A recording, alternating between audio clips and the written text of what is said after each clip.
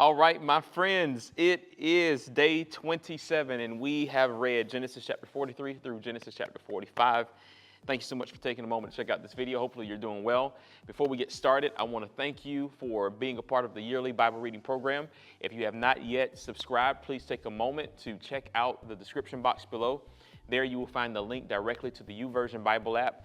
And I will invite you to use your phone, because if you have your phone, you can access it directly by clicking the link, or if you have the desktop or laptop, you can just scan the QR code and it'll take you directly to the YouVersion Bible app, and you will just hit accept invitation, and you'll be able to join many readers throughout the country reading the Bible every single day and leaving feedback about the things they're learning from the daily reading. So I would encourage you to please take advantage of that, and I believe you will learn so much and be blessed by so much, and you'll teach us some things that maybe we didn't see as we were reading through the biblical narrative. Now today, we're continuing in what I like to call the fourth phase of the book of Genesis. We are looking at the life of Joseph, and we finally reached that point in the biblical narrative where Joseph has revealed himself to his brothers.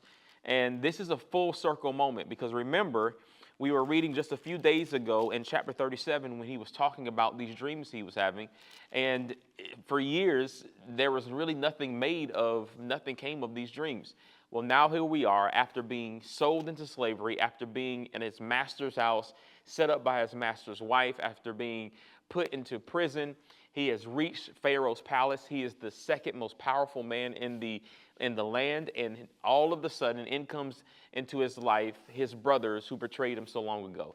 And this text is so powerful in that it's helping us understand again the character that Joseph lives in, when he has an opportunity to literally revenge himself or avenge himself with the things he's experienced from his brothers, but he doesn't take that position. Of course, he does things to get his father back in the land, meet his younger brother Benjamin. Perhaps there's some little thing going on there, but when we look at exactly what's happening in this situation, what we find is Joseph is full of compassion. He understands his purpose, and he understands the benefit that he is supposed to serve to other people. Here's the thing that I think I took out of today's reading. When we understand our purpose, it becomes more and more difficult to live a life of vengeance. In other words, when we understand that God has called us and he is destined for us to be helpers of other people, to live in peace, to be servants to other people, it's hard to live a life where your intentions are always getting back at people who have hurt you. Rather, you understand that at some point in your life, God will position you and align you to be a blessing to those who have hurt you or maybe have tried to do things against you. It is a way of being a steward, being a servant of God, and being a child of God. And so we can sum up these actions and at least this mentality in Genesis chapter 45, verse 5 through verse 8. And this is what he said. He said, "But don't be upset. Don't be angry with yourselves for selling me to this place. It was God who sent me here ahead of you to preserve your lives. This famine that has ravaged the land for 2 years will last 5 more years, and there will be neither plowing nor harvesting.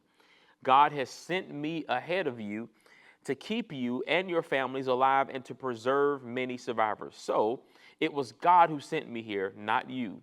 And he is the one who made me an advisor to Pharaoh, the manager of his entire palace and the governor of all Egypt."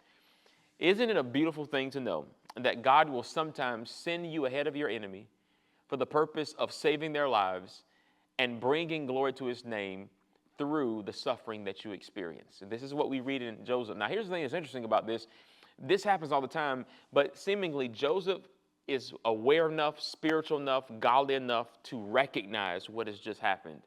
And he embraces it, and he does everything he can to help his family. So, brothers and sisters, man, what a beautiful passage. What a beautiful reading in the book of Genesis today. And I'm so excited that we get to share these moments together as we read through God's word. If you have not yet joined the Bible Reading Club, it's not too late. There are many people who have already joined just a couple weeks ago, just a week ago. They're catching up. They're leaving comments on day 3 and 4 and 5.